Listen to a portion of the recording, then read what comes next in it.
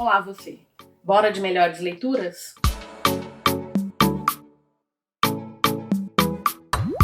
Estamos aí em meados do mês de novembro e achei que era uma boa hora de fazer uma avaliação das melhores leituras de outubro. Fiz boas leituras e trouxe aquelas que mais me divertiram para compartilhar com vocês. Bora lá? A primeira leitura que eu queria compartilhar é A Menina Mais Fria de Cold Town. Foi publicado em 2013 pela editora Novo Conceito e eu cheguei até o livro por conta da autora, que é Holly Black. Gosto muito do mundo feérico que ela criou. Estamos aí todos aguardando impacientes pela chegada da Rainha do Nada, que é a finalização da trilogia dos Povos do Ar. E enquanto isso, fui buscar outras leituras dela. Aqui a gente tem a mitologia dos vampiros. Então ela traz uma avaliação, uma visão dela sobre o que seriam esses vampiros e que é muito interessante. Esses vampiros eles surgiram na Europa, em algum ponto da Europa. Eles eram extremamente reclusos, viviam escondidos e por algum motivo um desses vampiros ele acaba vindo até os Estados Unidos e ali ele dissemina o vírus que transforma os seres humanos em vampiros. O ser humano que é mordido, então, ele tem esse vírus, ele passa por um período que é chamado de, que ficou conhecido como resfriado, e se nesse meio tempo ele se alimentar de sangue, ele acaba se transformando num vampiro também. E por conta dessa disseminação, o governo acabou criando as Cold Towns, que são cidades cercadas, muradas, onde esses vampiros ficam confinados. E claro que muitos seres humanos curiosos acabam indo conhecer como funciona a vida dentro de uma Cold Town. Mas depois que entra, não pode sair. A Tana é uma adolescente, a mãe dela foi mordida por um vampiro, então ela sabe de todo o problema que isso pode acarretar para uma família. Ela vai a uma festa e ela acaba bebendo demais e fica semi-desmaiada, inconsciente, dentro de um banheiro. Quando ela acorda, quase amanhecendo o dia, ela sai e descobre que todo mundo tinha sido mordido, estavam todos mortos, e ela sai tentando encontrar alguém que estivesse vivo. Ela encontra o ex-namorado dela preso a uma cama e ao lado do ex-namorado um vampiro preso com correntes também. E ela percebe que os vampiros ainda estão pela casa e tem a ideia de fugir. Evidentemente, ela quer levar o ex-namorado porque é um amigo dela. Fica preocupada porque aquele vampiro que estava preso, provavelmente ele foi aprisionado por esses vampiros. Então ela acaba combinando com ele que iria retirá-lo da casa também. E assim eles vão fazer a viagem até a Cold Town mais próxima para que tanto o vampiro quanto o ex-namorado, que provavelmente foi mordido por um vampiro, e ela, que também não sabia se tinha sido contaminada ou não, eles vão ficar lá dentro nessa viagem. Eles encontram alguns outros adolescentes, enfim. Muito interessante, gostei muito da Tana. Ela não é aquela típica protagonista que acha que é heroína, que faz aquelas bobagens. Ela é muito racional, ela avalia muito o que ela tá fazendo. E o Gavriel, que é o vampiro que ela salvou, que é interessantíssimo. Tem todo um mistério em volta dele. A princípio a gente acha que ele é apenas um prisioneiro, mas a gente vai conhecendo bastante da vida dele ao longo da história. E tem um final muito interessante, gostei, queria mais do Gavriel em outros livros, porque ele é um personagem bem diferente mesmo, assim. Ele teve um caminho muito interessante e a escrita da Holly Black, capítulos fluidos, rápidos de ler, e queria mais, né? Mas livro único. Outra leitura que eu fiz no mês de outubro foi A Diabólica, já é um lançamento de 2020, da Fantástica Rocco. É uma trilogia, só temos o primeiro até então lançado. Ele vai trazer, é uma ficção científica. Ela vai trazer um mundo bem interessante em que os seres humanos alcançaram o seu ápice dentro da tecnologia, a tal ponto que já dominaram, já estão numa expansão espacial. E eles vão viver em outras naves ou até em outros planetas, não se sabe o que aconteceu na Terra até esse momento, mas eles vivem as benesses da tecnologia. E o interessante é que é um momento em que eles começam a trocar a tecnologia pela religião. Eles começam a discutir qual que é o benefício que a tecnologia trouxe para o ser humano e eles acham que começam a cultuar uma religião que é chamada de heliocentrismo, em detrimento da tecnologia.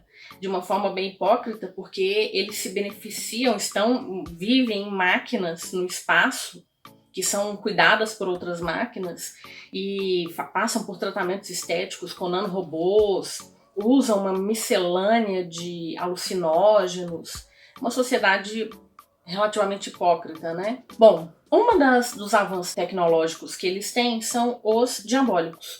Os diabólicos são seres humanos criados através de bioengenharia, de engenharia genética, em que eles são criados com uma força extrema, são muito rápidos, muito fortes, muito resistentes, e eles são ligados quimicamente a um outro ser humano. Então eles devotam a vida deles em prol desse ser humano para o qual eles foram ligados quimicamente. A Nêmesis é uma diabólica. Ela foi ligada então a Sidônia, que é filha de um senador desse império, mas é um senador que tem lá sua resistência em relação a todo esse domínio que a religião heliocêntrica tem sobre o império. O fato é que até então haviam apenas reuniões virtuais, mas o imperador ele chama todos os filhos das figuras mais proeminentes desse império para que eles viajem até a nave central, que é chamada de Crisântemo, onde está concentrado o poder do império, né? Todo mundo entende que essas crianças estão sendo levadas lá como refém. A mãe da Sidônia evidentemente não gosta nada disso e ela acaba treinando a Nêmesis para substituir a Sidônia dentro do Crisântemo. E ela passa então por alguns procedimentos estéticos, vai passar por umas aulas, e é a Nêmesis que vai para o Crisântemo. Ela vai ter que convencer a todos que é a Sidônia, a filha do senador, e entre outros ela tem que convencer inclusive o Tiros, que é um sobrinho do imperador, e que é considerado um jovem meio louco, né, meio insano. E a Nêmesis vai descobrindo que eventualmente não seja bem isso.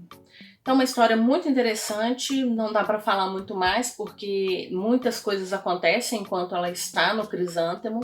Há algumas viagens para fora do Crisântemo, então a gente conhece um outro planeta bem interessante. E ele termina de uma forma que me surpreendeu. Não me deixou aflita para o próximo livro, mas me surpreendeu e me deixou curiosa para ver o que vai acontecer. Apesar de a gente sempre tem a preocupação de saber do desenvolvimento do romance, mas aqui não há um Stalov, o romance não tá longe de ser o foco da trama, e fiquei realmente curiosa para saber como seria o desenvolvimento desses novos ares que foram conquistados tanto pela Nêmesis quanto pelo próprio Tiros. Uma leitura bem interessante para quem curte ficção científica. A autora não fica muito tempo explicando toda a tecnologia, ela vai mais em cima da história. É a mesma autora da trilogia Insígnia, então para quem conhece, para quem gostou, sugiro conhecer a Diabólica também. Outra leitura que eu fiz foi Perdão Mortal, publicado em 2015 pela editora VIR.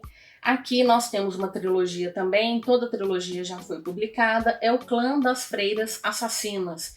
Só esse nome já é bem curioso. O que essa história traz? Na verdade, ela é ambientada em fatos históricos da Bretanha por volta do século XV. Nós temos a protagonista que carrega uma marca que significa para as pessoas da sua região que ela é filha do deus da morte, que na verdade seria uma cicatriz da tentativa de aborto que a mãe dela fez.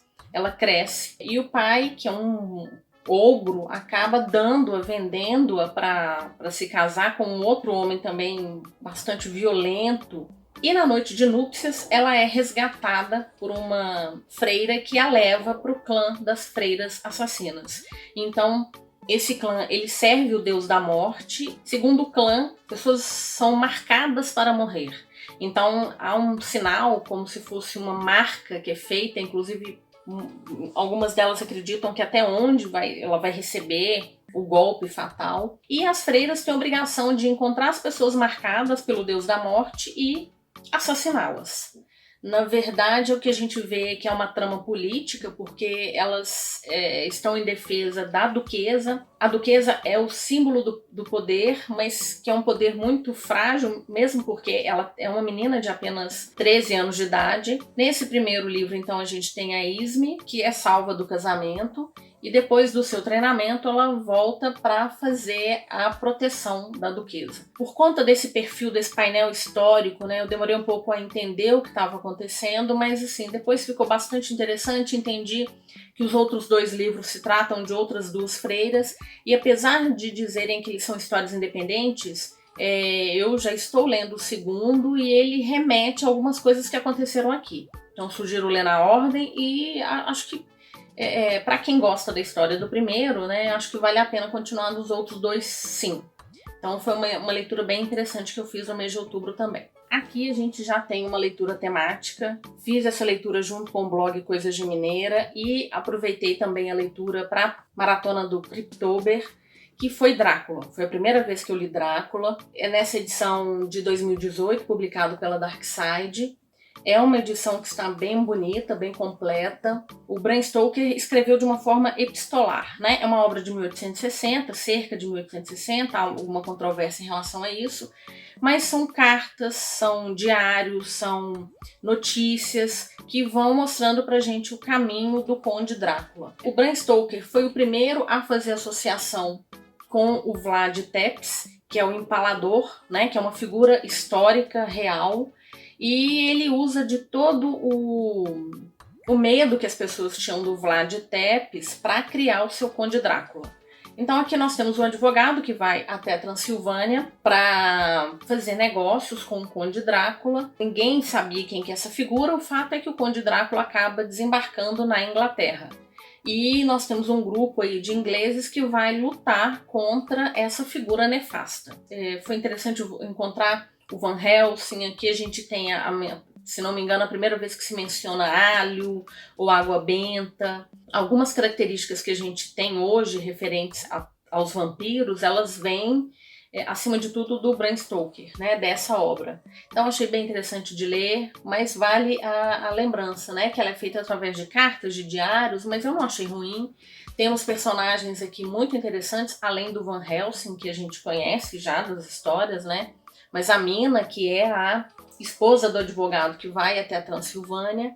E essa edição ela é bem completa, ela vem com alguns manuscritos do próprio Bram Stoker, ela vem com resenhas, entrevistas, e para quem gosta do gênero é um clássico, né? Acho que vale a pena conhecer. Saindo de um clássico do horror, a gente vem para um romance de época. Um Beijo e Nada Mais é o 6º livro da série O Clube dos Sobreviventes, da Meir Balog.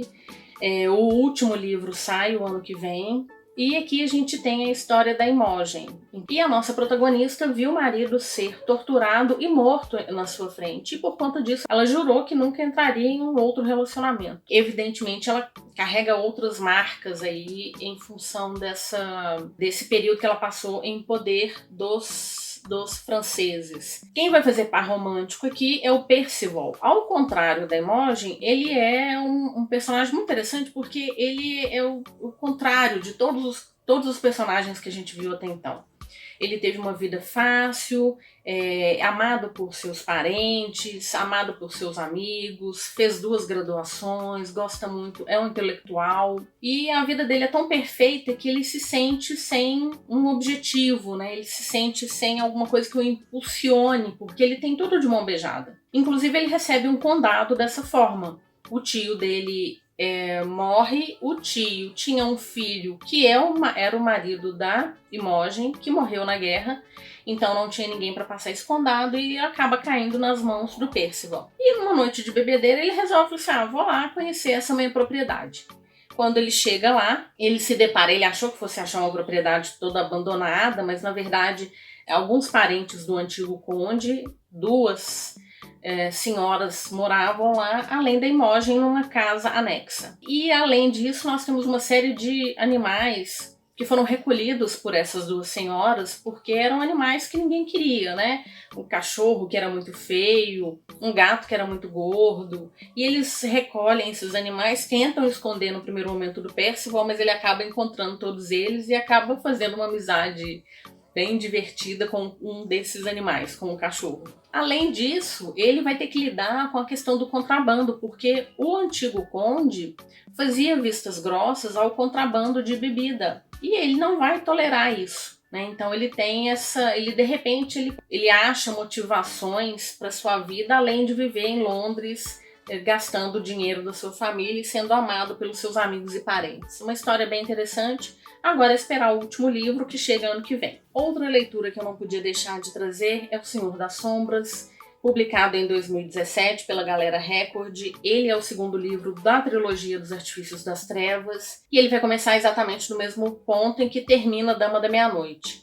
Então aqui nós temos de novo a Emma e o Julian imersos em todos os problemas relativos à ligação para a Bataille e ao amor que um sente pelo outro.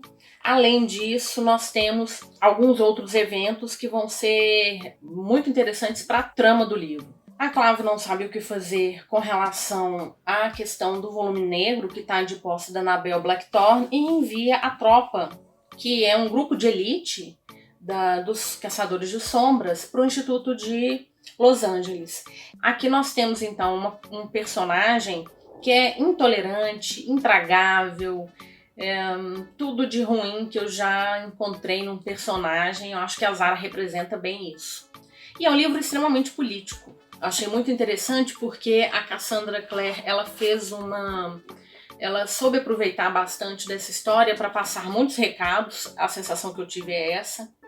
E além disso, nós também temos um outro fato acontecendo, que é o líder da caçada selvagem volta até o instituto para avisar o Mark que o príncipe Kiran foi preso pelo rei da corte Ancile. O Mark, evidentemente, vai atrás, vai tentar salvá-lo. Então nós temos várias subtramas aqui que são interessantíssimas, e é o que eu falei, apesar de muita gente reclamar do tom de romance que essa trilogia tem, eu acho que ela é o mesmo nível de romance que a gente viu nos outros livros dela. Mas tem uma quantidade de subtramas tão grande que não me incomodou de forma alguma, muito pelo contrário. Eu acho um casal bem interessante, falta conversar às vezes, mas se conversasse não teria tanta história, né? Mas gostei muito e estou empolgada para a próxima leitura, que é a finalização, né, com a Rainha do Ar e da Escuridão. Mais uma leitura, Matéria Escura, do Blake Crouch, de 2017, publicado pela Intrínseca. Ficção científica, uma ficção muito interessante também, muito elogiada, muita gente gosta dela, porque ela traz uma pergunta que a gente se faz há muito tempo, né?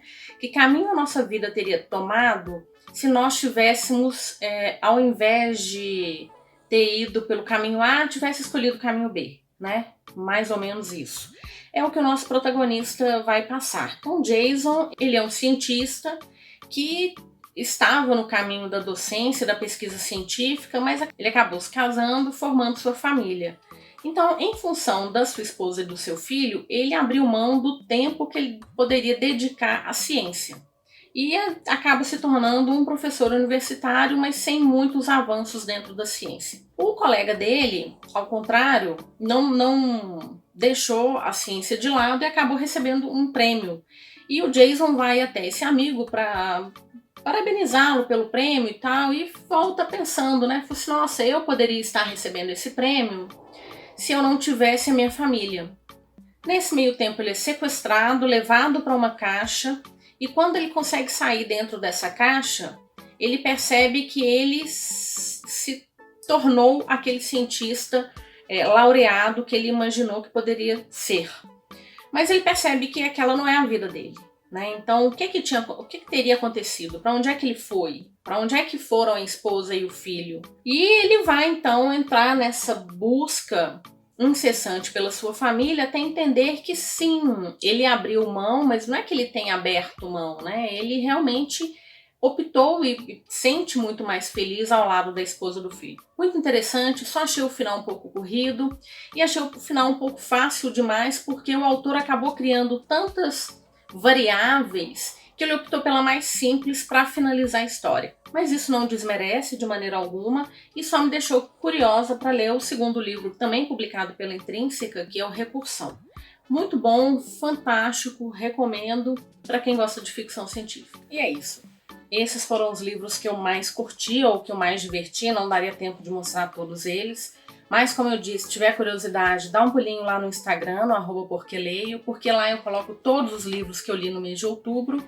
E gostaria de saber, tem algum desses livros que você já leu, concorda comigo? Algum deles está na sua lista de desejados? Se estiver, vou deixar o link da Amazon aqui embaixo. Se você utilizar esse link para comprar algum dos livros, você não paga nada mais por isso, mas deixa uma pequena quantia que vai me ajudar a crescer esse canal. Então é isso. Espero que você tenha gostado. Se gostou, curta, compartilhe, ative o sininho de notificação. Você vai ser sempre o primeiro a receber o conteúdo quando ele estiver disponível no YouTube, e conto com você para o próximo vídeo. Até mais!